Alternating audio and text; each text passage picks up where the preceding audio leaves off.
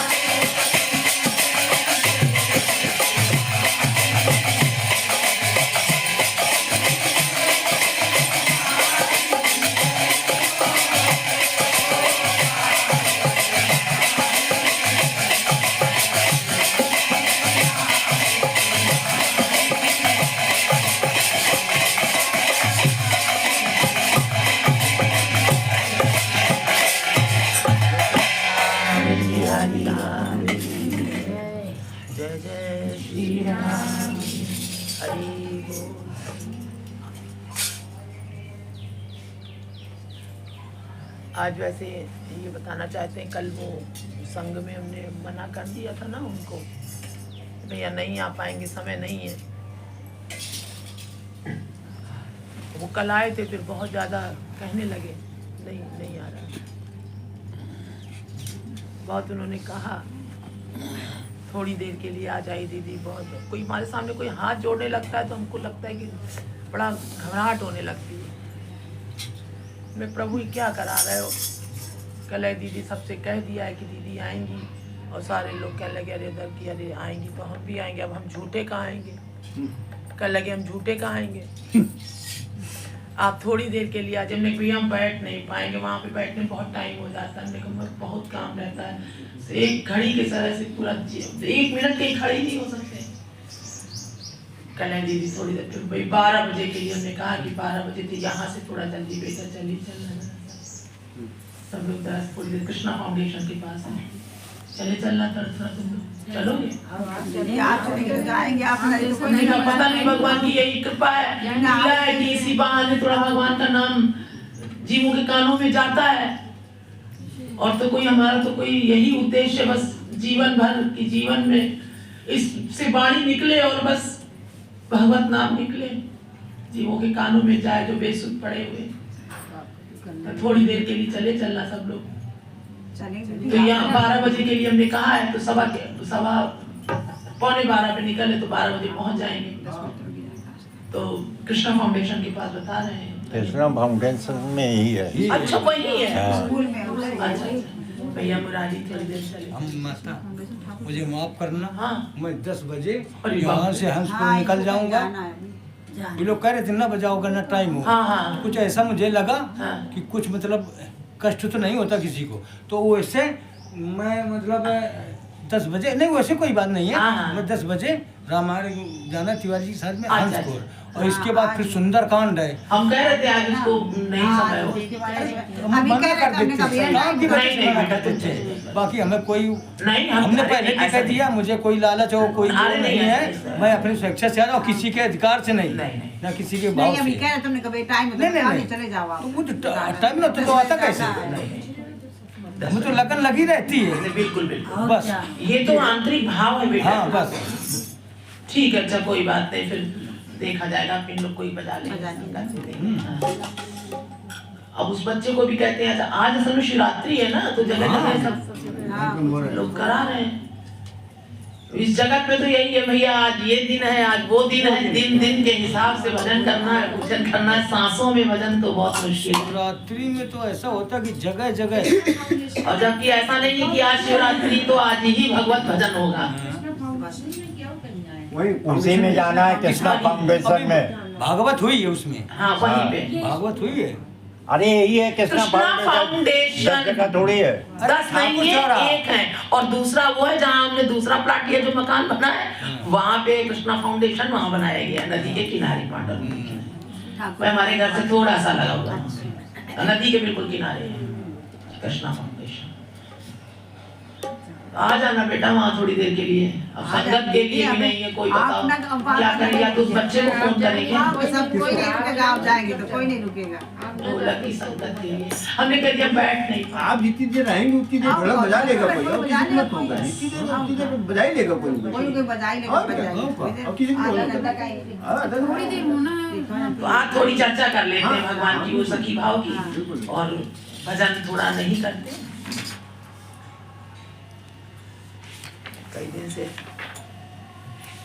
आज विपिन भैया को भी फोन किया, बेचारे संडे को आ जाते हैं, हमने कहा परेशान हो गया आके, तो उनको फोन किया, भैया से कर पाया। दीदी कल एक बहुत विशेष बात हम लोगों को समझ में आई, और हम लोगों को बड़ा कष्ट हुआ बाद में। भैया यहाँ से उठ के गए थे, हाँ। तो सोचे पेशाब सुखा नहीं, हाँ। वो वहाँ हम लोग वो धो रहे थे, चप्पल धो रहे थे, उससे अपनी तौलिए से वो साफ कर रहे थे। साफ कर रहे। ये तो हम लोगों के लिए अपराध हो जाएगा दीदी। आप इस बात को समझिए, अपराध तो हो जाएगा, अपराध ही तो हम पाप और पुण्य तो सोचते रहे। ये सोचे कि ये है वास्तविक भक्त, ये है भक्ति, हमारा अभिमान।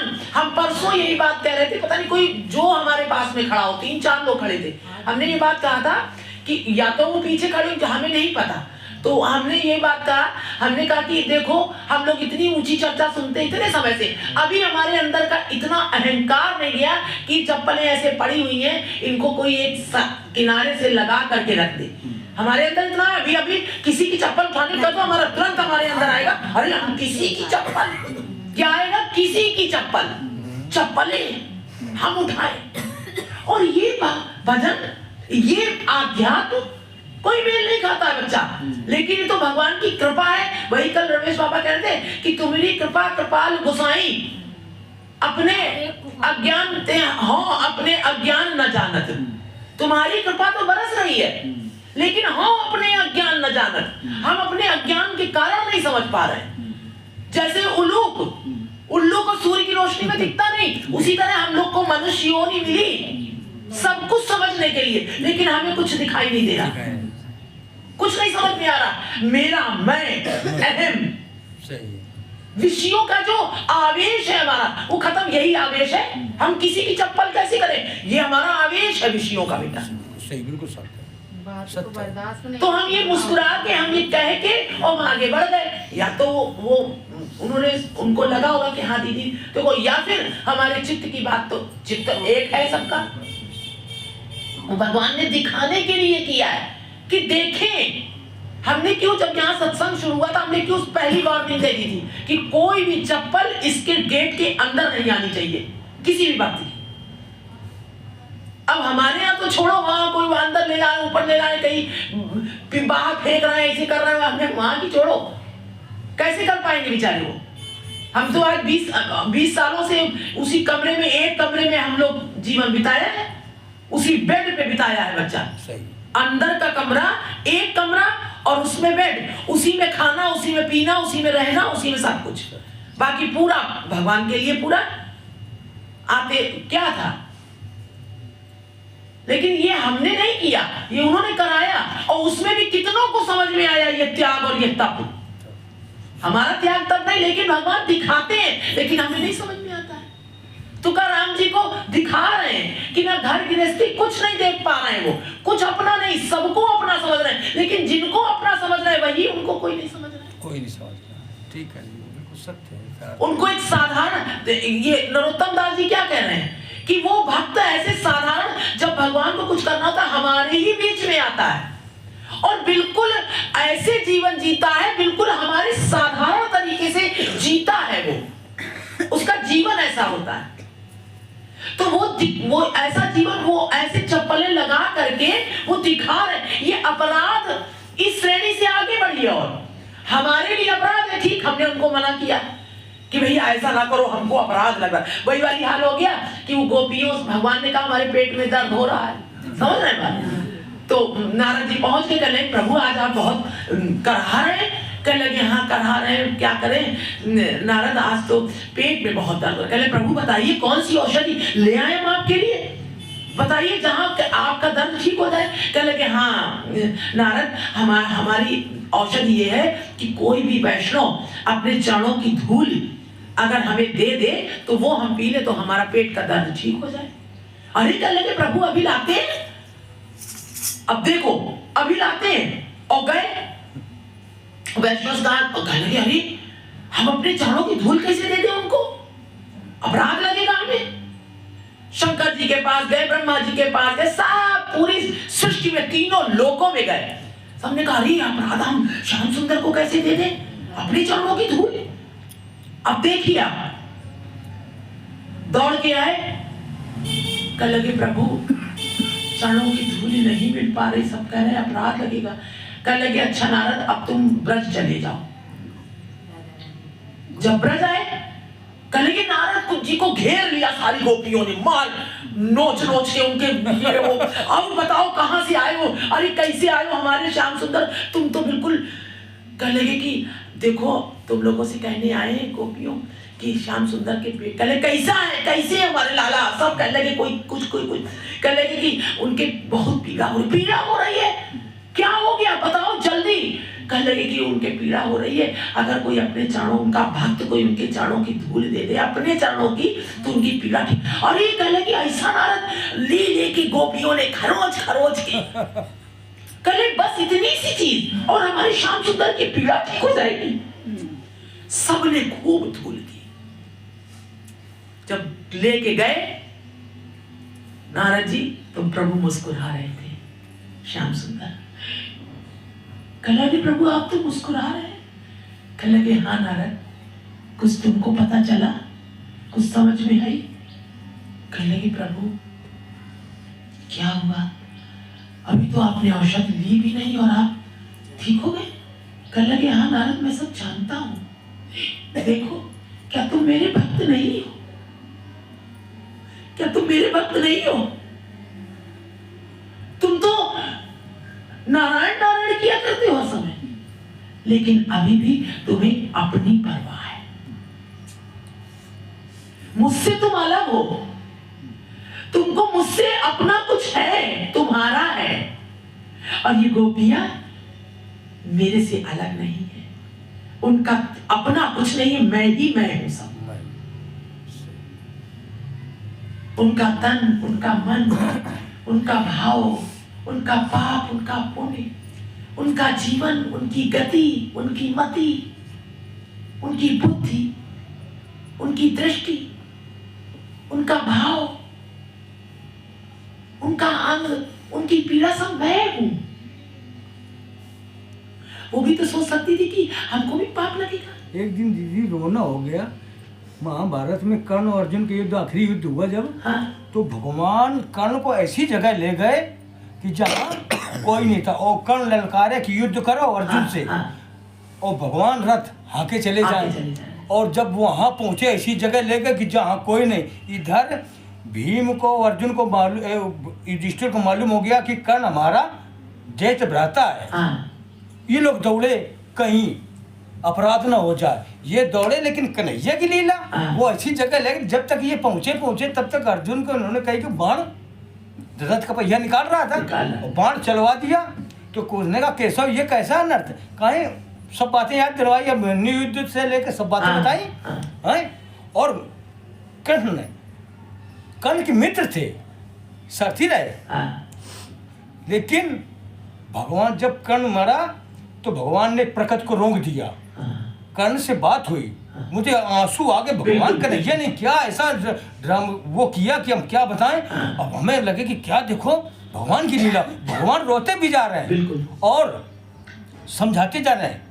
और कहा कर्ण तुमने अनर्थ का साथ दिया और धर्म करने के लिए मुझे ये सब रास्ता अपनानी पड़ी, इसीलिए मैं इस जगह तुमको लाया हूँ दूर, जाने हो।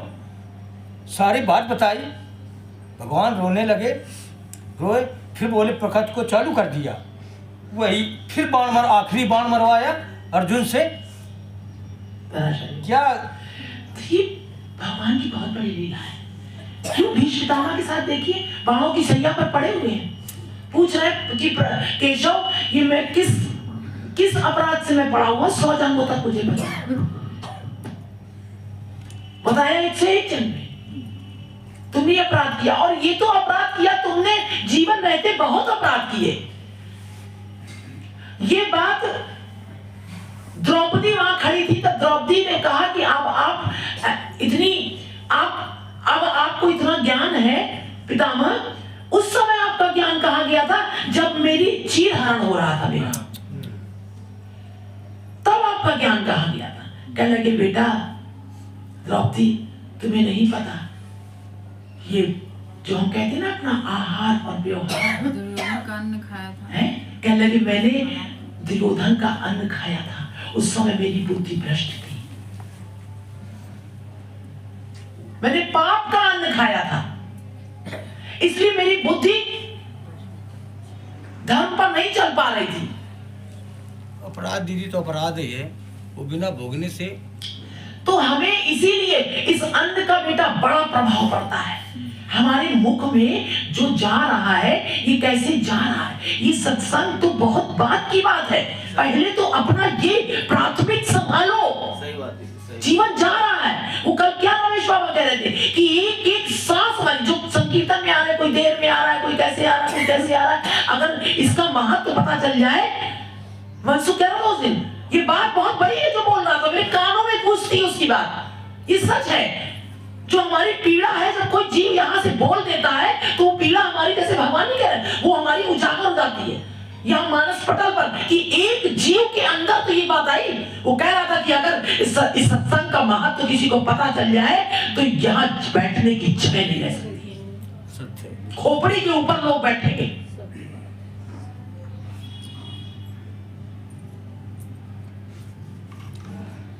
हमें महत्व नहीं समझ में आ रहा। वो कह रहे हैं रमेश बाबा कि हमारा मनुष्य योनि मिली है। भागवत, तुम्हारी कृपा कृपाल गोसाई, हम अपने अज्ञान न जानत।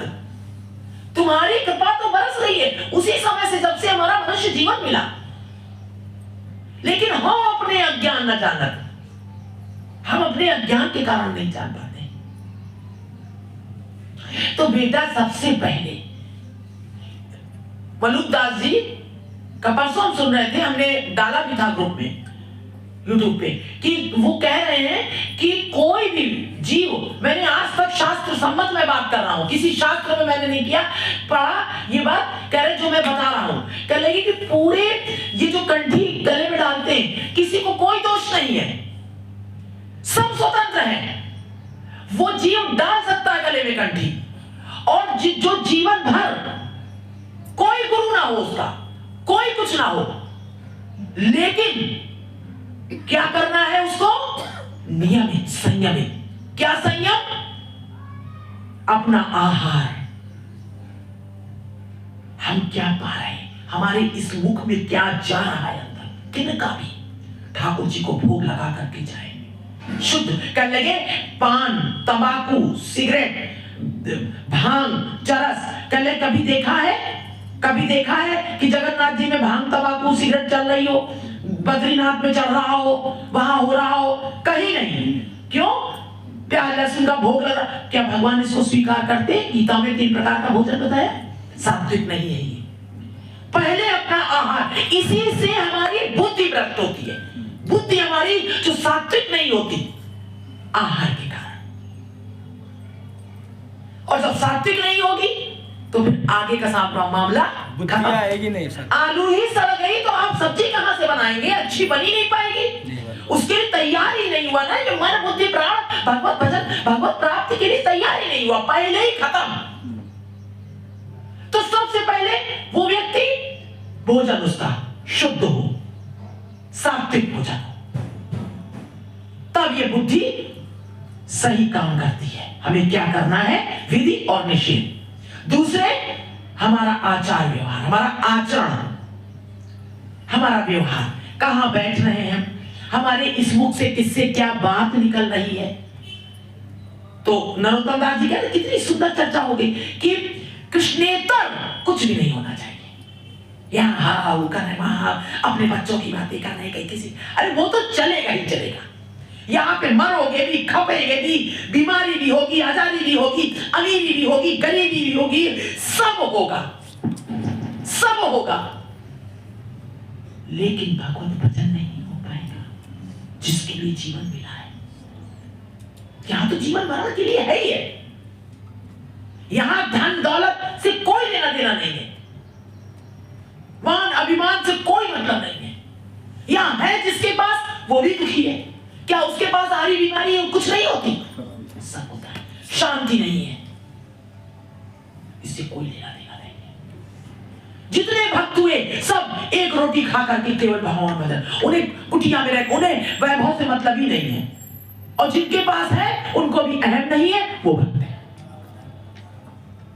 लेकिन इस संसार में हमें विषयों का आवेश, वही कहते हैं रमेश बाबा कि हम अपने विषयों के आवेश में परेशान हैं। भजन क्या करते हैं हम भजन करते हैं, थोड़ी देर बैठे सत्संग में बैठे, थोड़ी देर दो माला करी, दो एक घंटे पूजन पाठ किया, चल दिए, फिर जहां जहां संसार के जीवन में जहां जो कुछ हुआ फिर हम उसी में लग गए। ये हमारा भजन। भजन कहते हैं जो भजन करता है, हम सब तो वैसा भजन नहीं कि हर सांस में हमारा भजन हो। सोते में भी भजन होता है, जागते में भी भजन हो रहा है, चलते में भी भजन हो रहा है, वो भजन है। कृष्णेतर कुछ भी नहीं हो सकता, तब बात बनती है। तो बुद्धि हमारी संयमित होनी चाहिए, तब भजन के लिए वो मन तैयार होता है, तब वो वो उसका अहंकार भी नहीं होता। ये जो विपिन भैया ने कल जो चप्पलें लगाई हैं, कल यहाँ से उठ के गए, उन्होंने धो धो के सब साफ करके चप्पलें विचारों में लगाई। तो भैया अभी बता रहे थे, अभी और भी हमको बताया था किसी ने, तो हम परसों कह रहे थे कि हम हंस के यहाँ से गए, हमारी पीड़ा थी ऐसे ऐसे बिखरी पड़ी हुई है। हमारा मनोभाव दिखाई देता है। वो फोन के बहाने से उठे थे, वहां जाके चरणों तक यहाँ भजन चल रहा था। अब जब भक्तों के प्रति, हम ये अपनी भाव बता रहे हैं, जब भक्तों के प्रति प्रीति जागृत होती है तो ऐसा लगता है हम इनका क्या करें। तो उनको प्रीति जागृत हुई, उन्होंने जाकर के इतना आनंद, भाई आनंद रस को वही ले सकता। अब रस तो बरस रहा है, लेकिन अब उस रस को कितना कोई समझ पा रहा है। तो दौड़ के गए फोन के बहाने और वहां जाके चप्पलें साफ करने लगे, क्योंकि सुनाई तो कान में वहां भी दे रहा था, आनंद भी लेते जा रहे थे और भक्तों की चरण रज भी साफ करते जा रहे थे, उसको लाइन से लगा। तो उन्होंने ये संदेश दिया है, दिखाया है कि किस प्रकार से हमें जीवन जीना है। महाप्रभु क्या कह रहे हैं? आज ये गौड़ी मठ की दीक्षा दी जा रही है, इसमें भगवान दीक्षित कर रहे हैं, बता रहे क्या पद्धति, इनके अनुगत्य में हम लोग चले। कैसे बता रहे हैं? कितनादपि सुनीचेन तरोरपि सहिष्णुनाम तनादपि सुनीचेन तरोरपि सहिष्णुनाम अमानि नाम मान दे सदा कीर्तनीय। तब ये ऐसा मन भजन के लिए तैयार होता है। तब तक भजन भजन तो सब करते रहते हैं। आज इतना चल रहा है क्या? कम चल रहा है भजन। लेकिन किसी भी व्यक्ति को भजन करने वाले किसी व्यक्ति को देख लो कितना अहम, बल्कि अहम और बढ़ जाता है हमारा, घटता नहीं है। जबकि अहम गलित हो जाना चाहिए, कहीं हमें हमारा अहम कहीं से ना हो, उसका एक गंध भी ना हो हमारे अंदर। अब हम क्यों फंस जाते हैं चक्कर में? अब आज वो कल हाथ जैसे जोड़ा उन्होंने, अरे दीदी आप, हमको भय लगने लगता, हमारे आगे कोई हाथ जोड़ देता है तो भय लगने लगता है कि जरा से भजन के लिए हाथ जोड़ रहे बेचारे। हमने कहा भैया ठीक है आ जाएंगे। मनसुख से कल भी हमने मना कर दिया था कि बेटा नहीं, हाँ बेटा कल हाँ दीदी आपको टाइम नहीं, लेकिन क्या करें बेटा टाइम नहीं हमको। कल लगे 12 बजे, तो बेटा 12 बजे के लिए कह दिया। फिर सुबह फोन आया था ना, हाँ। वो ये बोल रहे थे कि भैया सबको बुला दिया हमने, ऐसा ना हो दीदी ना आए।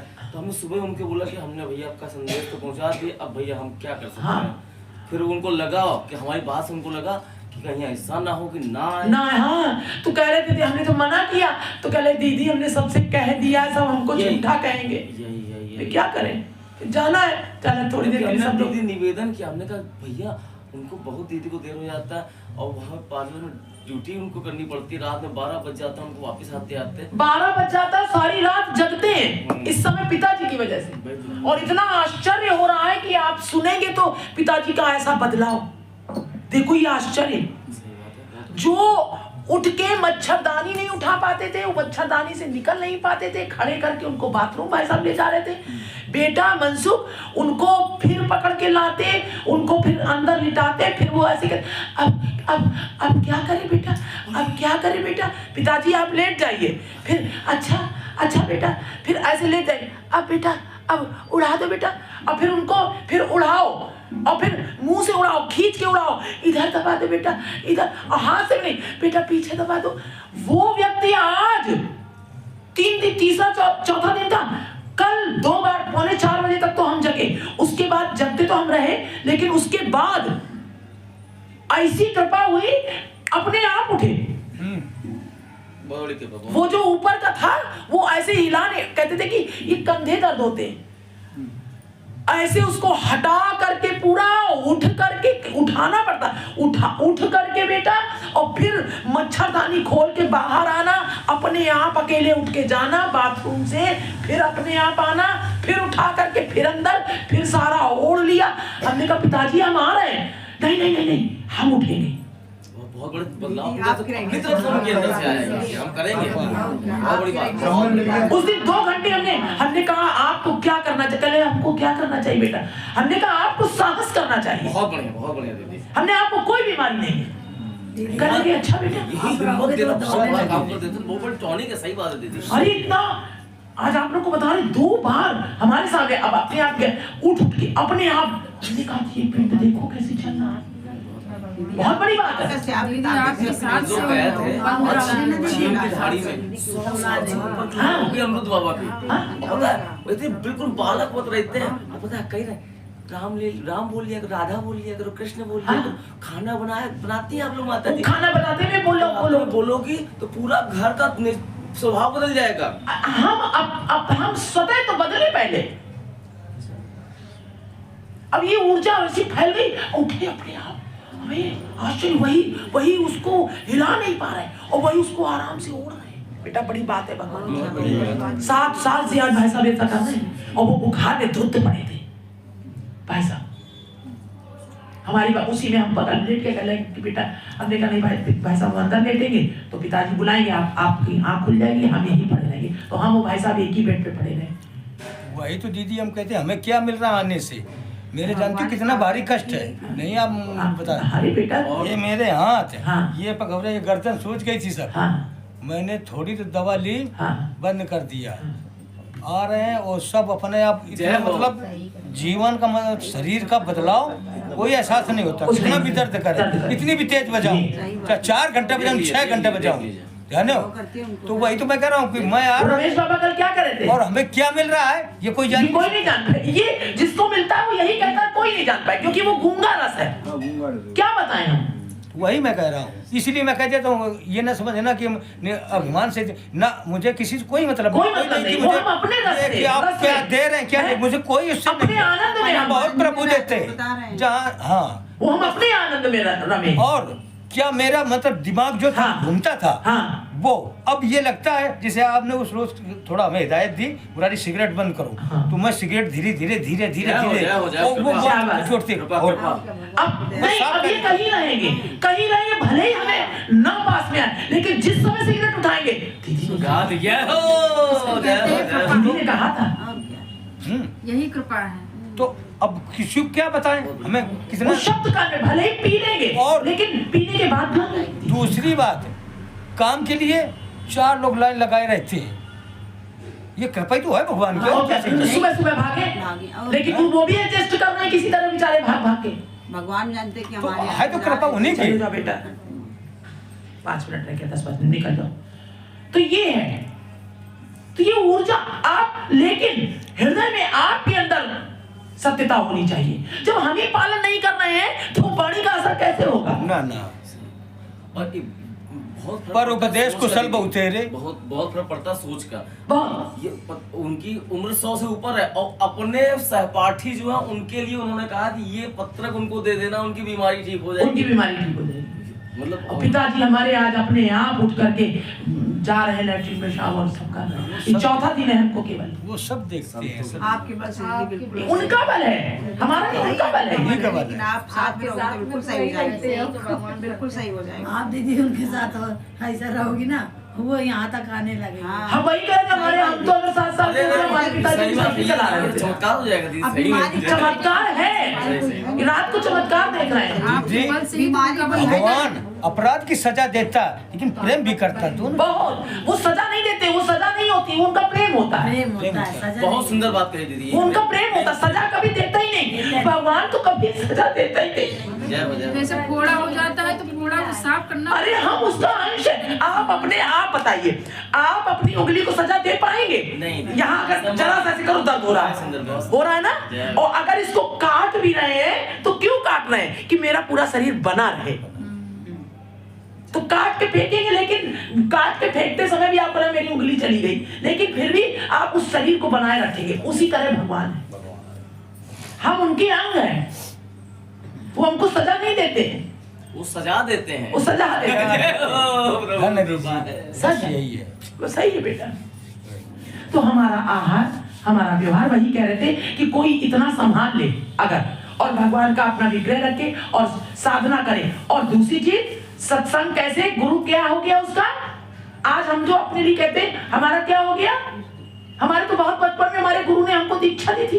वही गुरु का प्रकाश इतना फैल जाएगा कि वो अंदर से बात करेगा आपके, बाहर विग्रह नहीं है, अंदर है हमारे।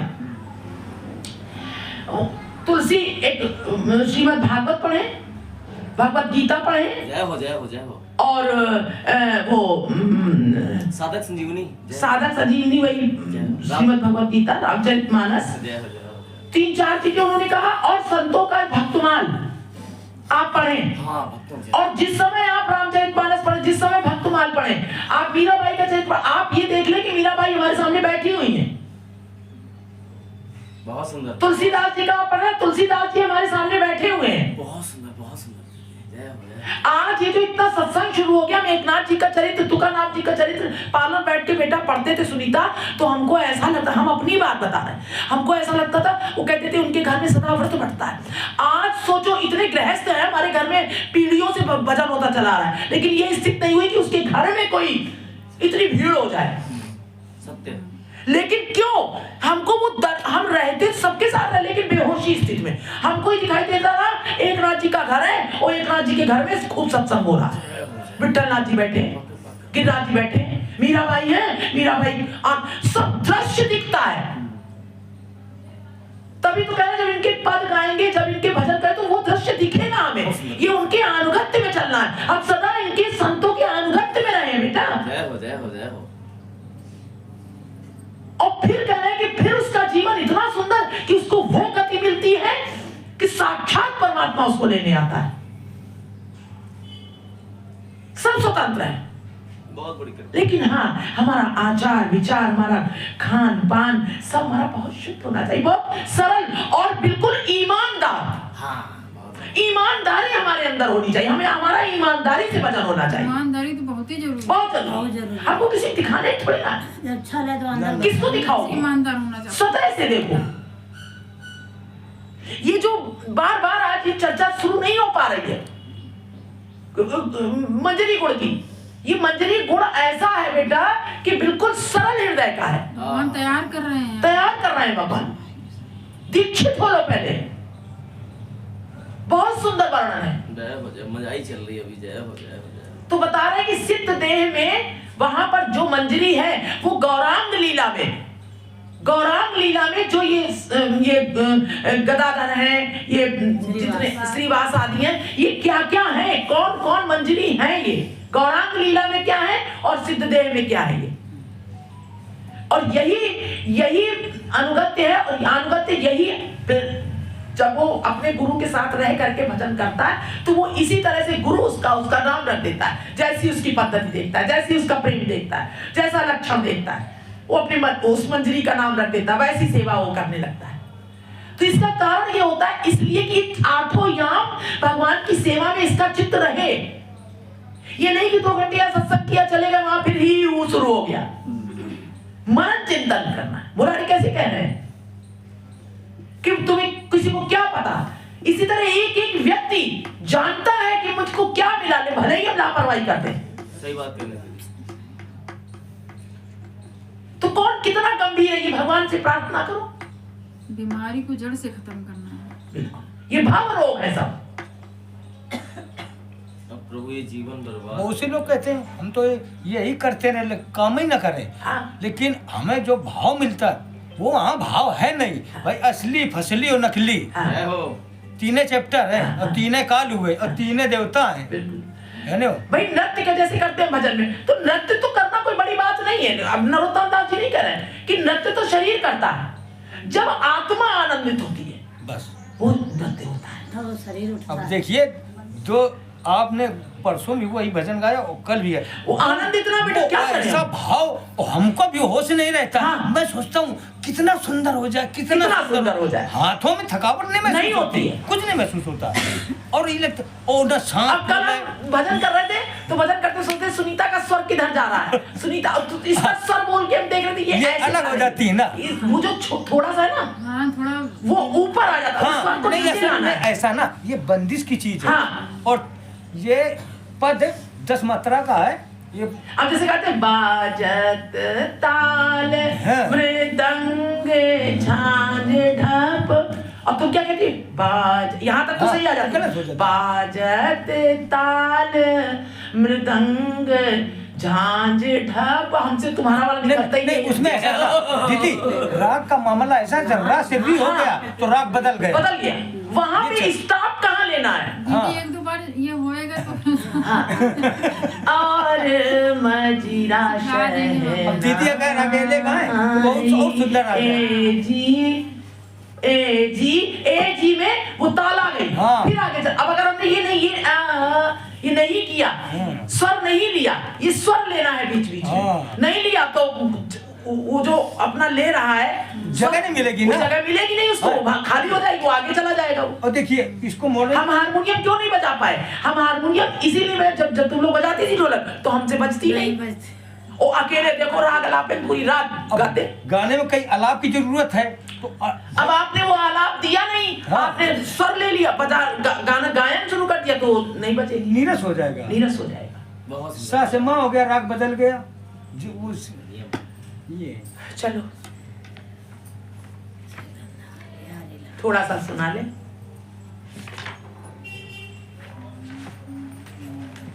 नरोत्तम दास जी का बहुत सुंदर बयान है वो तो। ब्रजवासी ये रागानुगा जय हो। अनुगत्य मतलब किसी अपने गुरु संत महात्मा महाजन सिद्ध संतों के उनके संरक्षण में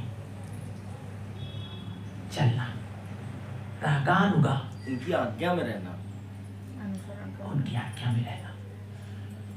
पूरी तरह से जब समर्पण होता है, गोपियां भगवान को समर्पण है बिल्कुल, उनका कुछ नहीं है अपना।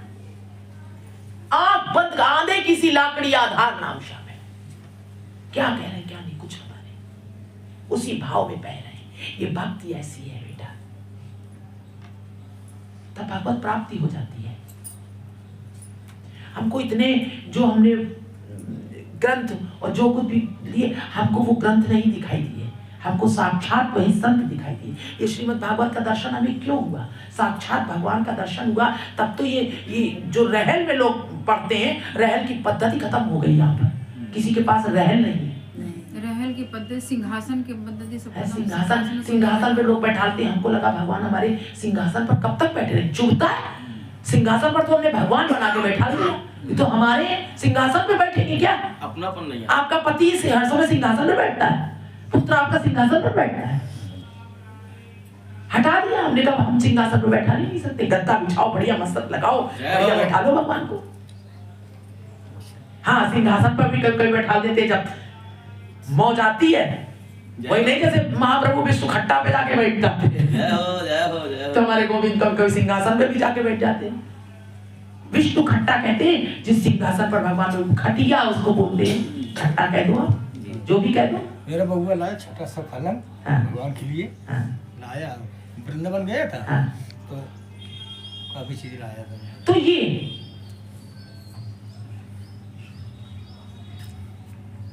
तो कह रहे हैं कि अब ये भाव बता रहे, बोलो गोविंद भगवान की, सतगुरुदेव भगवान की, 88,000 ऋषियों की, नैमिष व्यास पीठाधीश्वर महाराज की।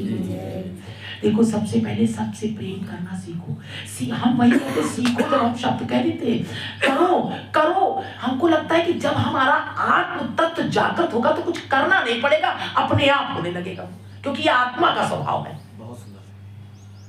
आत्मा के स्वभाव में करना नहीं पड़ता है कि करो, अपने आप होता है। जैसे अपने आप हमें भूख लगती है, अपने आप नींद लगती है?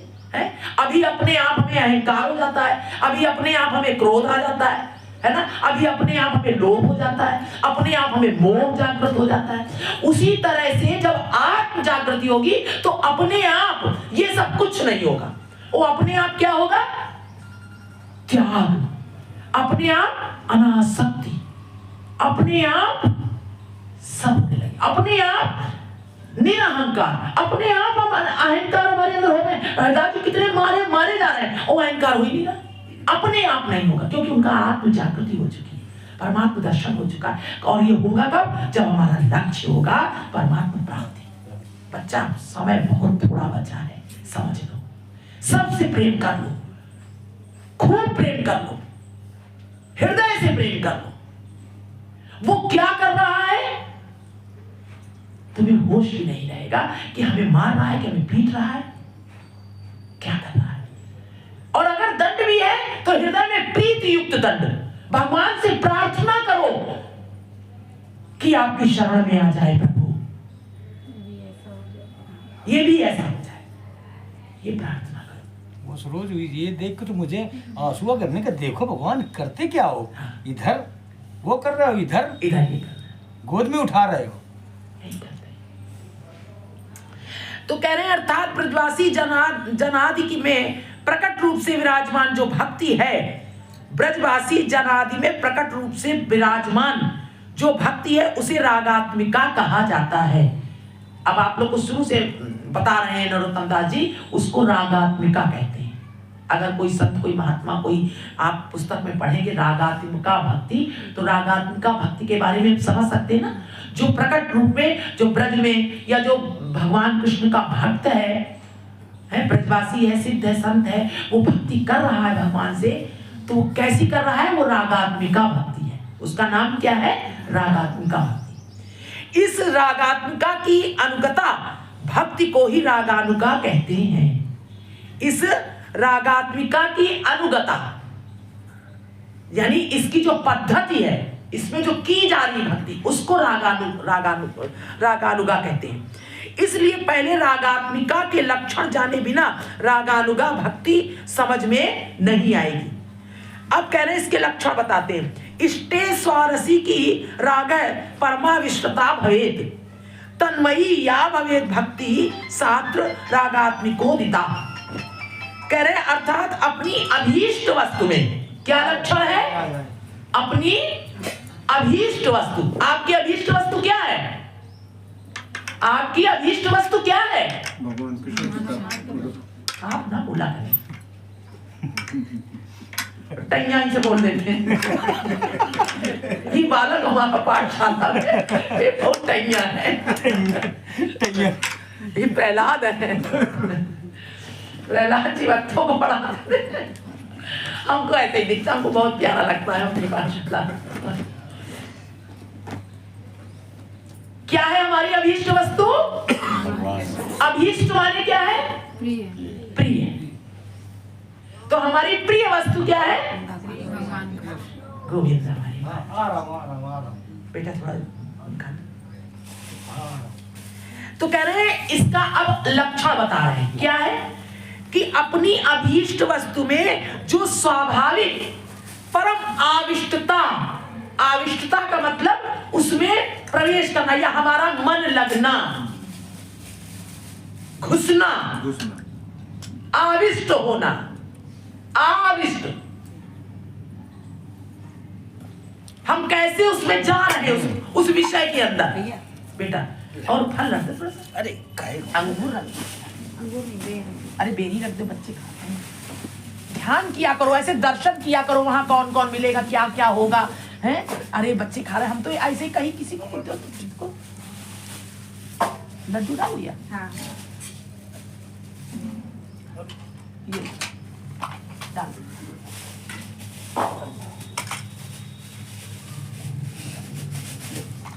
तो कह रहे हैं कि आविष्ट, हम जब तक कोई कार्य करें ना, और कार्य में हमें जब तक दर्शन ना हो उस चीज का, वो कार्य नहीं हो सकता।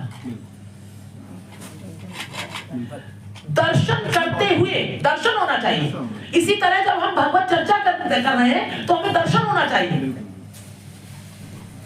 दीदी आप कैसे कहाँ हो पाएंगे इस तरह से? यही तो कहो नहीं, हमको याद थोड़ी ना है। नहीं आप बता रही हैं, आप जो भी भजन गाती हैं, आप जो भी भजन गाती हैं, आप दर्शन में गाती हैं। आपको दर्शन होता है, दर्शन के हिसाब से आपको भजन चलता है। हम लोगों को दर्शन नहीं हो पाता है। दीदी का जो भजन है, हम अंदर क्या हमें वो भजन आपकी महानता है जो आप कह रहे हैं, जो दर्शन होता है कुछ नहीं है, लेकिन हाँ दर्शन होना चाहिए। भगवत चर्चा में दर्शन, कोई कार्य में दर्शन होना चाहिए। दर्शन एक ही का होता है। उन सब दृश्यों में भगवान को देखो। जगत में भी पति को देख रही, पुत्र को देख रही, सबको देख रही, बस दर्शन हो तुम्हें। कृष्णेतर कुछ नहीं देखना चाहिए। अगर कृष्णेतर हो रहा है तो भगवान से प्रार्थना करो, प्रभु ये क्यों हो रहा है? दर्शन हो। सब कृष्णमय प्रभुमय देख रही, दर्शन और सब दृश्य है। दर्शन एक भगवान का है। तो हमने क्या कहा? दर्शन हो। अब मुरारी तेरे दर्शन हो, छोटे छोटे बालक मिलेंगे, कैसे लेके जाएगा, कैसे देगा, छोटे छोटे बालक मिलेंगे, कूदेंगे, ले लेके खाएंगे, है ना? क्या खाएंगे? पिता आया है, क्या लेके आया? क्या तुमने दिया है? ग्वाल बाल है। अच्छा, तो कह रहे हैं कि अपनी अभीष्ट वस्तु में जो स्वाभाविक अभी हमने कहा जैसे स्वाभाविक हमें क्रोध आ जाता है, कोई बात चली तो हमें हमारे मन का नहीं हुआ, हमारे शरीर का कुछ अपमान हो गया, हमको किसी ने कुछ कहा, हमें अहंकार आ जाता है ना, स्वाभाविक आता है। कोई कहता है क्या कि करो ऐसा, या उसके लिए हमें कुछ समय लगाना पड़ता है या सोचना पड़ता है, तब से निकलता है। सही बात दीदी, यही होता है ना? सब ज्ञान धरा का धरा रह जाता है। तो इसको स्वाभाविक कहते हैं, स्वभाव है हमारा। तो इस तरह अपनी अभीष्ट वस्तु में स्वाभाविक परम अभिष्टता, परम हमारी जो अभीष्ट वस्तु है उसमें हमें हर समय घुसे हुए होना, अभिष्टता या परम आवेश मूलक प्रेममय तृष्णा। जय हो, ये बहुत बड़ी कृपा है, बहुत बड़ी। शब्द देखिए आप, इनका हम अर्थ बता रहे हैं। या एक तो अपने अभीष्ट वस्तु में हमें स्वाभाविक आविष्टता, यानी जैसे हम कहते हैं ना, हर चीज में तुम्हें भगवान क्यों नहीं दिखता, हर चीज हमारा ये हाथ उठ रहा है, प्रभु उठा रहे हैं, जो दिख रहा है सब में उसी को देखना। तो ये स्वाभाविक है, ये स्वभाव हो गया, ये करना नहीं पड़ रहा है अपने आप। आज इतने जीव मिले, सब आ गए, अपने आप के छाटा भी ना, थोड़ी ना, सब चाहे जो रसिया राम में सब। तो कह रहे हैं कि स्वाभाविक आविष्टता किसमें? अपने इष्ट में, अपने अभीष्ट में। या पहला लक्षण समझ में आ गया, कृष्णेतर कुछ नहीं। लेकिन हम लोग को क्या होता है, यही आगे ही नहीं बढ़ पाए, अभी हमारा अभीष्ट ही नहीं हुआ। अभी हमारा अभीष्ट क्या है? हमारा बच्चा बना रहे, उसकी आयु बनी रहे, हमारे पति की आयु बनी रहे, है ना? अपने सुख से ही नहीं निकल, अपने सुख से हम निकल नहीं पा रहे। अभी हमारा सुख क्या है? तो अभी हमारा अभीष्ट ही नहीं बना। बहुत सुंदर। आगे हम चर्चा कैसे सुनाएं? सुख भोग ही हमारा अभीष्ट है। सत्य बात ये है। संसार के सुख यानी अपने विषयों के, यही विषय अलग अलग इंद्रियों के विषय ही हमारा अभीष्ट बना हुआ है। अभी संसार नश्वर नहीं दिखाई दे रहा हमको, नश्वर नहीं है। कब होगा अभीष्ट? गोविंद कब अभीष्ट होंगे पता है? अभी तो हम शरीर से कह रहे हैं हम भजन करते हैं, हम कृष्ण भक्त हैं, कृष्ण, लेकिन कृष्ण भक्त करते करते जरा से कोई घर पे कोई विपदा आ गई या कोई गंभीर बीमारी लग गई, गंभीर बीमारी हो गई, कुछ भी हो गया, रोने लगे, हाँ अब क्या होगा, अब क्या होगा? तो फिर अभीष्ट तो हमारा बैठा हुआ है। वो कह रहा है योग क्षेम महाम्यहम्, तो तुम्हारे चित्त में ऐसे कैसे आ गया? नहीं होना चाहिए ना। तो अभी तो अभीष्ट ही नहीं हुआ। अभीष्ट का मतलब जो हमारा परम प्रिय है। अच्छा, किसी बगल वाले को कुछ हो जाता है, कहीं पेपर में रोज पढ़ते हैं तो क्या इतना रोते हैं? जब अपने को होता है तब रोते हैं। बिल्कुल सत्य,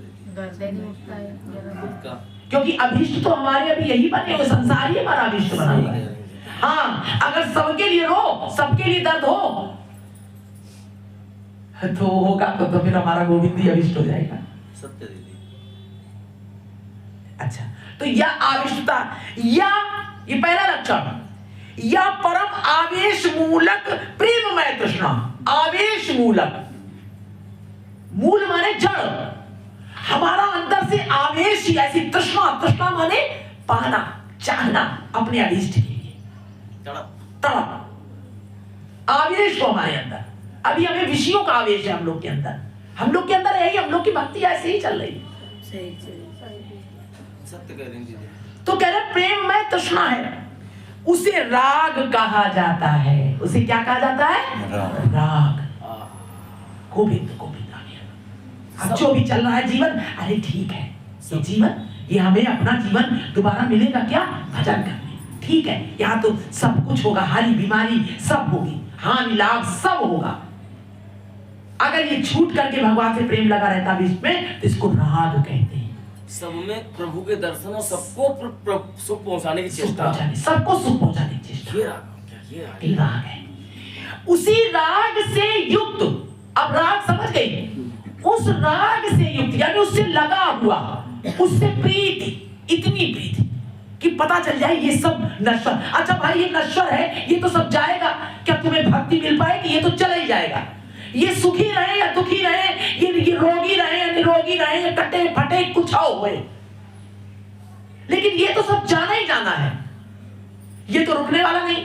और भक्ति हमें मिलने वाली नहीं, फिर ये अभी जो समय मिला है ये दोबारा मिलेगा नहीं, कोई गारंटी नहीं कि अभी ये मिल जाए है? तो इसलिए ऐसा राग हो जाए, ये नश्वरता हमें इस जगत की समझ में आ जाए। तो कह रहे उसी वही राग है, उसी राग से युक्त या राग प्रचुरा भक्ति ही रागात्मिका है। प्रचुरा यानी राग प्रचुरा, प्रचुरा मतलब खुद को कष्ट में डाल देगा, हाँ। लेकिन दूसरों को सुख पहुंचाएगा। हम कष्ट में हो जाएं कोई बात नहीं, हमारे साथ कुछ भी हो जाए, लेकिन दूसरा निकल तो जाएगा। हमारे प्रभु है सामने, हमारे प्रभु है सामने। ये लीला देखते रहना इस जगत की। मैं इस संसार में हूं, मेरा कुछ नहीं है, मेरे प्रभु है। ये इसका नाम है रागात्मिका है। तात्पर्य है कि अपने अभीष्ट के प्रति, अब तात्पर्य अपने अभीष्ट के प्रति स्वाभाविक प्रेममयी प्रगाढ़ तृष्णा का नाम राग है। एक लाइन में बता दिया, प्रगाढ़ तृष्णा अपने अभीष्ट के प्रति स्वाभाविक है। अब हमसे कोई कह दे कुछ भी कर दे, कोई ये कर ले वो कर ले, दुनियादारी कर लो, हमसे होती नहीं। कृष्ण को छोड़ के हमसे कुछ होता ही नहीं, कहीं मन ही नहीं जाता, क्योंकि उनके अलावा कोई दिख ही नहीं रहा। हाई नहीं। आज हम कह रहे सुबह भी हमको बहुत देर हो रही, हमको बहुत देर हो रही, तो ये कह लगे हाँ जगह जगह आज सब वो है, शिवरात्रि है, जगह जगह सब। हमने कहा तो हमें उससे लेना देना हमारा क्या, ये कहाँ की बात कहाँ बोल रहे हो लगा। हमने कहा कि वो कर रहे अपना कर रहे, हमें उससे लेना देना, हमारा तो एक ही सिद्धांत, एक ही काम हमारा, एक ही व्यापार हमारा। अब कुछ भी करे कोई, हमें क्या लेना देना है। व्यवस्था करने वाले गोविंद हैं, कराने वाले गोविंद हैं, सब हमें चित्त कहीं जाता ही नहीं उनके अलावा। आपको भगवान ने जो ब्यूटी दी है वो केवल बाहर से ब्यूटी पार्लर जो आपने खोला, भगवान ने बहुत अच्छा कराया है। हाँ बेटा, बाहर से ही नहीं सजाती ना, आप भीतर से सजाते हैं। हमको भगवान ने दिया है, सही दिया है आपको सेवा, इसीलिए हम अपनी सेवा चाहते हैं। प्रभु जीते जी हमसे, हम मरते मरते जाते जाते तक इधर सब बना देना, कोई जीव हमसे अगर हमारे जय हो जय हो जय हो जय हो जय। ये प्रार्थना हमारी रात दिन भगवान से, ये सेवा, इस सेवक की संपन्न करना, ये जो दिया है आपने सेवा, हमारे इस पिंड से आप ही हो, आपके पास से कोई जाए तो सुंदर होके जाए। जय हो। तन का और मन का, तन भी सुंदर मन भी सुंदर, तुम सुंदरता की मूर्ति हो। ऐसी तृष्णा का नाम राग है, और यही राग का स्वरूप लक्षण है। अब राग समझ में आ गया सबको? राग यही स्वरूप लक्षण, यही स्वरूप है राग का। जैसे इंद्रिय ग्राह विषयों के प्रति, इंद्रिय ग्राह ग्राह का मतलब क्या है? ग्रहण करना। इंद्रिय क्या है? आंख, नाक, कान, मुंह। तो अब इनसे देखा, हमने क्या देखा? लड्डू। आंखी से तो देख, आंख बंद होती तो नहीं देख पाते, आंख से देखा लड्डू। शब्द, अब अगर इसका नाम नहीं पता है तो लड्डू समझ में आएगा? कान से जो सुना जा रहा है, कानों से क्या ग्रहण किया? लड्डू। तो ये इंद्रिय ग्राह है। कह रहे हैं इंद्रिय ग्राह विषयों के प्रति इंद्रियों की स्वाभाविक प्रवृत्ति है, इसमें किसी की प्रेरणा या अपेक्षा नहीं। वैसे ही जैसे अपने आप प्रवृत्ति है, हमने कहा अपने आप प्रवृत्ति हमारी, कुछ सुन करके भड़क जाना, कुछ सुन करके हमारी कोई बड़ाई करते तो बड़ा, हम किसको प्रेम करते? जो हमारी खूब बड़ाई कर रहा हो। और अगर हमें दो बात सुना दे तो वो हमारा दुश्मन हो जाएगा। नहीं, ऐसा नहीं, स्वाभाविक है ये। तो कह रहे निज अभिलिषित भगवान के प्रति प्रेममयी प्रगाढ़ तृष्णा ही राग है। भक्त की यह तृष्णा स्वाभाविक है, किसी की प्रेरणा नहीं है। भक्त स्वभाव से भगवान से प्रेम करता है। भक्त अगर भक्त है तो स्वभाव है उसका। अब बाहर से उसको चाहे कुछ भी, कोई कुछ भी करे उसके साथ, लेकिन उसका स्वभाव है भगवान से प्रेम करना। ये राग कहा जाता है। आज यही रुकते हैं। आज राग का मतलब समझ में आ गया, इतनी परिभाषा, क्योंकि हम लोगों को आपको घर का काम भी करना होगा और ठीक 11:45 बजे आ जाना, तब थोड़ी देर लग जाएगी वहां जाने में। हमें तो कृष्णा फाउंडेशन स्कूल भी नहीं पता, आप ही लोग हमें मार्ग दिखाओगे। हमारे जीवन का मार्ग भी तो भी सब सत्य है, हमें पालन हो रहा है हमारा। प्रभु की बड़ी दया है आप बेटा।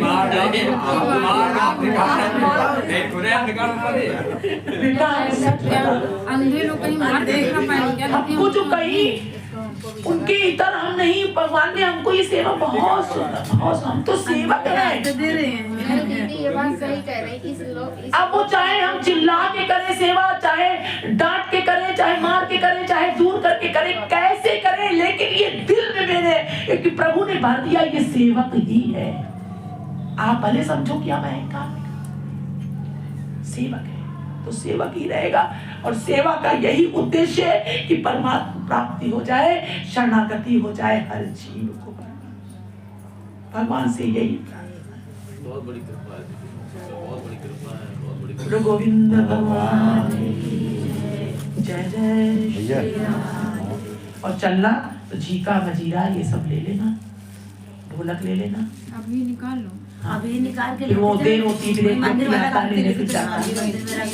और हमने कह दिया था हम बैठेंगे नहीं ज्यादा, बस भगवान का भजन करके चले जाएंगे।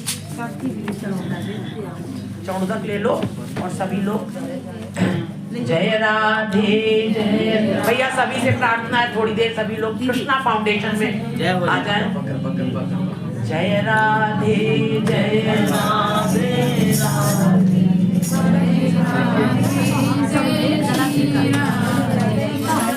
जय कृष्णा जय कृष्णा जय कृष्णा जय श्री श्यामा गौरी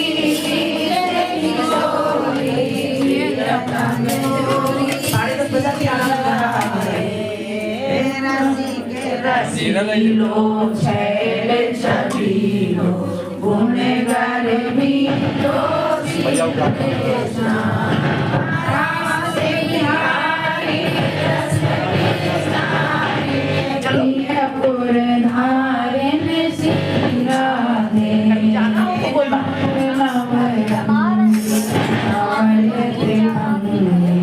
श्याम सुवंदी श्री कृष्णा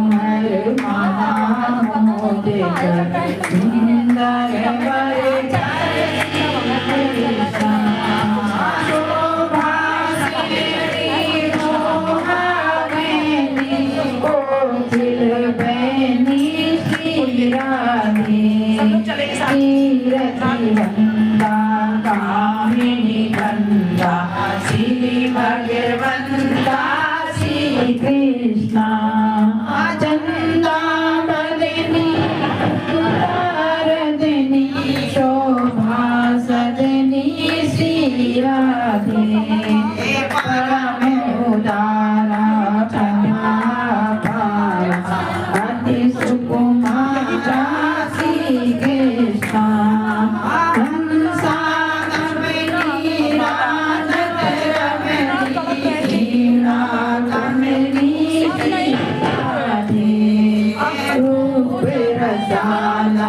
नयन विशाला परम कृपाला श्री कृष्णा कंचन बेली रति रस बेली बेली श्री राधे सब सुख सागर समय गुण आगर रूप उजागर श्री कृष्णा तम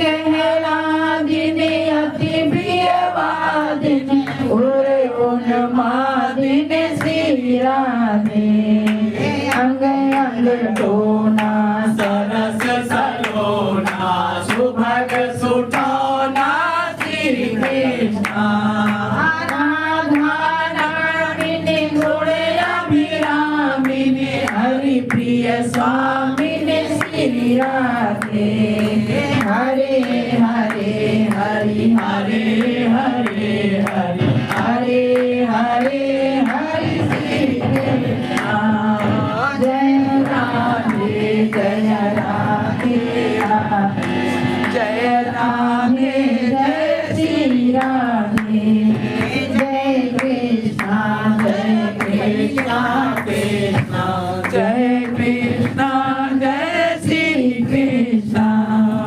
जय राधे जय राधे राधे जय राधे जय श्री राधे जय राधे जय राधे जय राधे जय राधे राधे राधे राधे और सब लोग अपना वही नीलांबर पहनना। अच्छा जय राधे। पता है अभी ये बताएंगे नरोत्तम दास जी कि गोपियां वो जो भक्त हैं वो सारे क्या करते हैं, श्री राधा रानी का वो उनका उतारा हुआ पहनते, हम सब उनका वही पहनते हैं। अब वही कह रहे ना, तुम्हें पता हो या ना पता हो, लेकिन वही चला रहे, वही चला रहे, वही हमें, वही मीरा बाई कहती थी ना, जो पहरा हो सो पहनू, जहाँ बैठा रहो सो बैठू। तभी आपने पहना दिया। नीलांबरी है। जय राधे